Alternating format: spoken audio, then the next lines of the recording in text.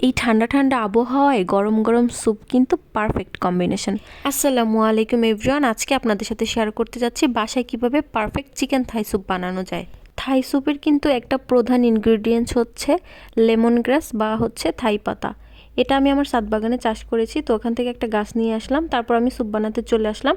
প্রথমে আমি 2টা ডিমের হলুদ অংশ নিয়ে নিয়েছি, এখানে কিন্তু সাদা অংশ নেওয়া যাবে না। তারপর হাফ কাপ চিকন করে কাটা মুরগির মাংস, তারপরে থাই পাতা, তারপরে থাই জিঞ্জার, দেশি জিঞ্জার, 1 টেবিল চামচ সয়া সস ও হাফ কাপ টমেটো কেচাপ, 2টা কাঁচামরিচ, আর দিয়ে দিলাম কর্নফ্লাওয়ার পরিমাণ মতন দিয়ে দিবেন। তারপর দিয়ে দিলাম গোলমরিচের গুঁড়া, লবণ আর একটু সামান্য চিনি। তারপর সুন্দরভাবে মিক্স করে নিয়ে এখানে আমি পরিমাণ মতন পানি দিয়ে দিব, বা চিকেন স্টকও ইউজ করা যায়। মাশরুমটা দিতে ভুলে গিয়েছিলাম, পরে আমি মাশরুমটা দিয়ে নিলাম। এই তো, তারপর অনবরত নাড়তে থাকতে হবে, যখন একটা ঘন কনসিস্টেন্সিতে চলে আসবে তারপর এটাকে পরিবেশনের জন্য নামিয়ে নিতে হবে। এই তো আমার থাই স্যুপ একদম রেডি। দেখুন কতটা পারফেক্ট হয়েছে, একদম রেস্টুরেন্টের মতন। আমার ভিডিও দেখে কিন্তু আপনারাও ট্রাই করে ফেলতে পারেন এই ঠান্ডা আবহাওয়ায় গরম গরম থাই স্যুপ। দেখা হবে অন্য কোনো ভিডিওতে, সে পর্যন্ত সবাই ভালো থাকবেন। আল্লাহ হাফেজ।